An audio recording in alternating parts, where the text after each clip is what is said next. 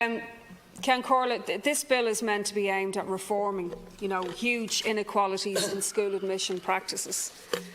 But in reality, it's like a patient with cancer going to the doctor seeking treatment and getting treatment just for a head cold that they happen to have. Because the core glaring piece of discrimination in this country in relation to education is on the grounds of religion and religious patronage. And the idea that you would draft a bill, leave that out, sidestep it, and that it will be acceptable. I'm hearing the Green Party deputy spoke earlier, said they would support the bill. They should not support the bill. They should not support a bill that encourages and facilitates discrimination against children on the basis of their parents' religion. Now, putting the religious issue aside for one moment and dealing with some of the other aspects, there are some welcome reforms. The idea of seeking a fee or a contribution for an application for a child to attend a school. The practice of parental interviews, we've all heard about those in the past. Schools screening out difficult pupils on the basis of tests. And then the practice of special educational needs, although a lot more needs to be said at the next stage about this, because I'm not convinced that that still won't happen.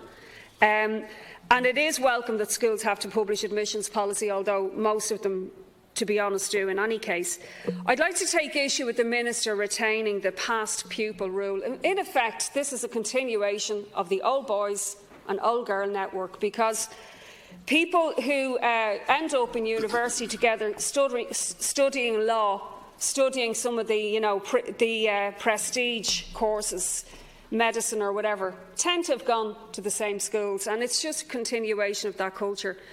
This was also used recently, Minister, to discriminate against a traveller getting into a school.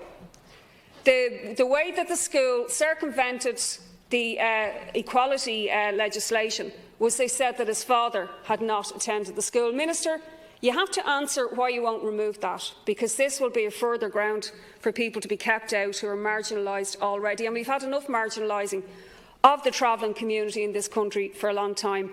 Now, similarly, the case for immigrants and people who come into this country.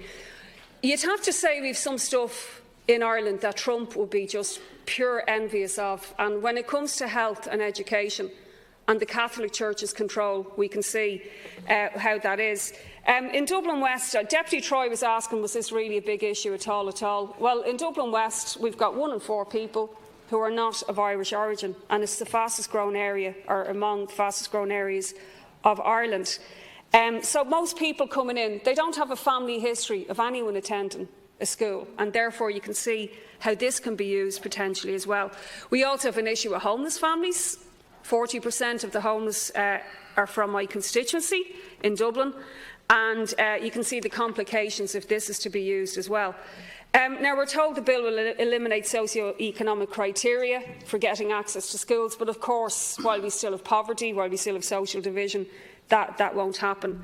In the area of special needs, I've mentioned we need to hear more, but also there is a concern among Irish-speaking families that they won't be able to get priority access to Gael schooling, for example, and I think that too is something that needs to be clarified.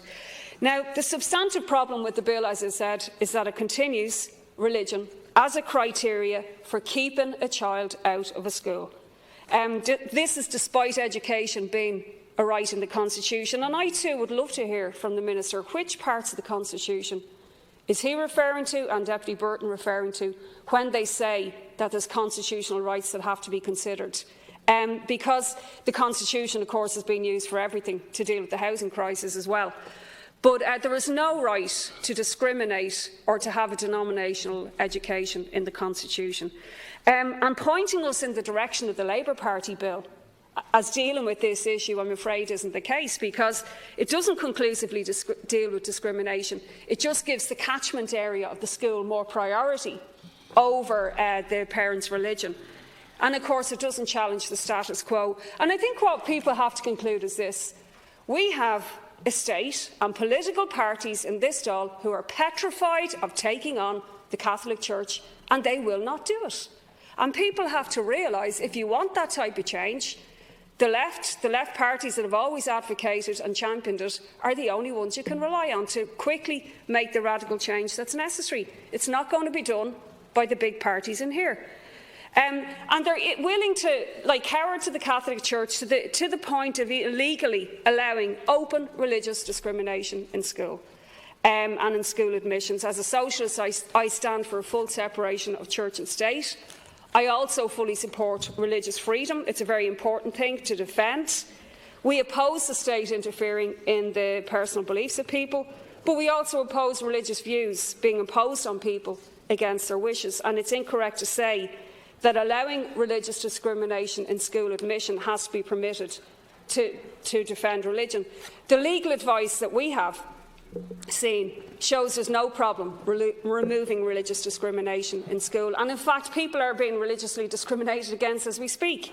We've all heard of Rupesh Panikkar, a Hindu man who has gone public about the fact that his child was told and has tried countless schools to get into, and the Archbishop's office told him if his child was baptised, if they changed their religion effectively, they'd get into the school, no problem. So we have religious discrimination being used here. Now, the bill's shortcomings are very, very clear, and again, I think it was Deputy Troy who asked, you know, was it really an issue? Sure, only a few schools divested. I did, actually. I was listening. Deputy Coppinger was out interruption. Deputy Coppinger was out interruption. I was listening in my office.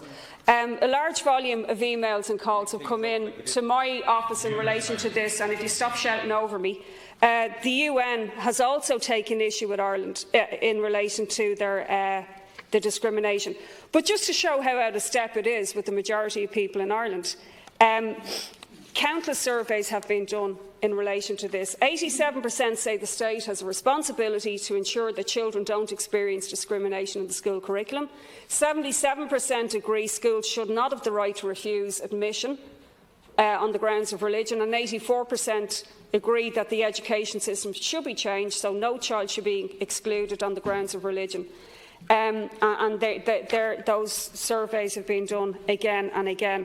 Now, the UN Minister has said that there should be a review, an amendment of laws as appropriate to ensure that publicly funded schools provide equal access to education for all, irrespective of one's faith or religious affiliation.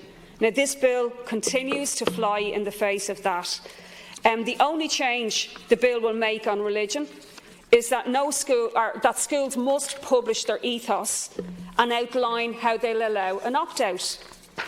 That's just simply not good enough. To outline how they will allow children to opt out, to be put at the back of the room, reading a book, doing their homework, while all the time, you know, assimilating the religion through what they're hearing, put where in the school library or whatever we need to hear. It's not a vindication of the rights of children. Now, of course, the issue of religion doesn't just end with admission, which I know is just very limited terms of this bill, but actually there's other things that the Minister needs to consider as well. The UN and also countless Irish equality agencies have pointed out that there is no programme of relationship and sexuality education going on in schools in a uniform fashion. It very much depends on what the school allows. So we have whole areas of sex education simply not covered in schools, Minister, and I don't know if you're concerned about this at all, that deal, for example, with same-sex relationships, won't be allowed if your child goes to a Catholic school. Full information on contraception, again, not recommended in a Catholic school. And of course, abortion is still a taboo subject and given from an anti-choice perspective in schools with a religious ethos. And I've seen this in relation to primary school religion books, not just secondary. So, Minister, have you any concern that people in this country are not allowed sex education, you know, that isn't just gender normative, that isn't discriminatory against LGBT people, despite the fact that we have same-sex marriage in this country? Just to finish, Cathaoirleach, the Anti-Austerity Alliance supports the need to end religious discrimination in school admissions. We need to repeal Section 73C of the Equal Status Act and to amend the Education Act 1988 so that the curriculum is delivered in an objective, pluralistic and critical way that avoids indoctrination. Religion should be done after core school hours on an opt-in rather than an opt-out basis. And we have moved the first stage of our Equal Participation in Schools Bill and would like to see the provisions of that incorporated into the next stage of this if it progresses. Thank you.